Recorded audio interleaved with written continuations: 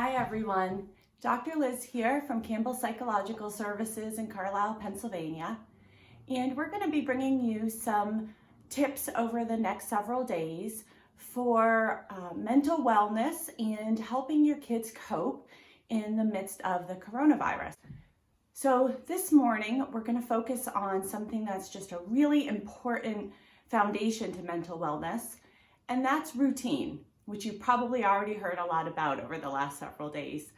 And we're going to just share a little bit about why routine is important for families and a few quick tips on how you can implement it in your home.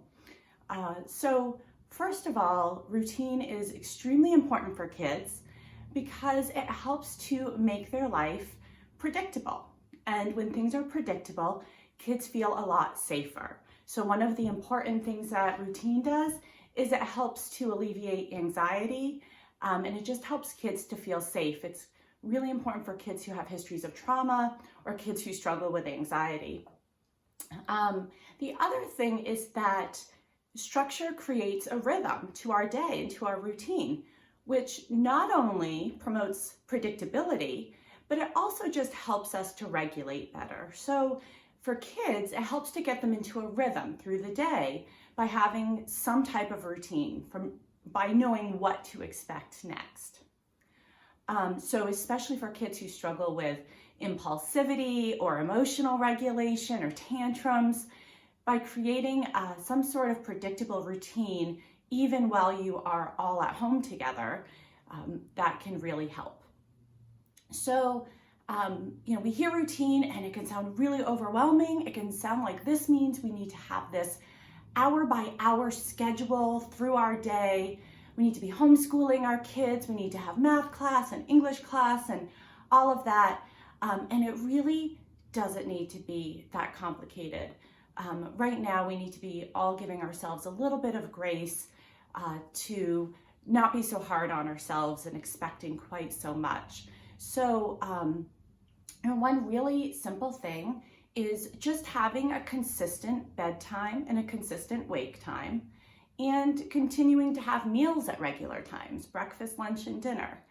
Your bedtime might shift a little bit. You might be going to bed a little later and sleeping in a little bit later, but the point is still that there's some predictability to bedtime, wake time, and meals. Another thing that you can do is to set some sort of a rough outline of a schedule, and it doesn't need to be really rigid, but you can create a list of maybe each morning after breakfast, here are 3 things that we're going to do. We're going to have some free play time, we're going to get outside for a little bit, and you need to do a little bit of schoolwork. And we'll talk in another post about what that might look like on the school end of things.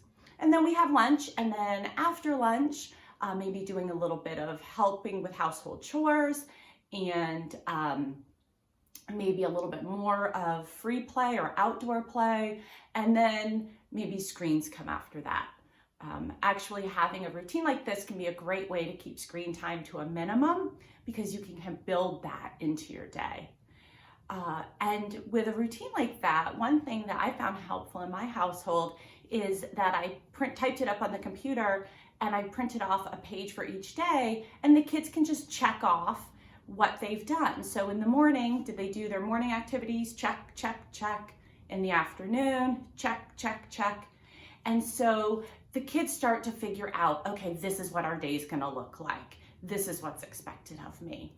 And that can help with getting into a routine. So I hope those couple of tips are helpful.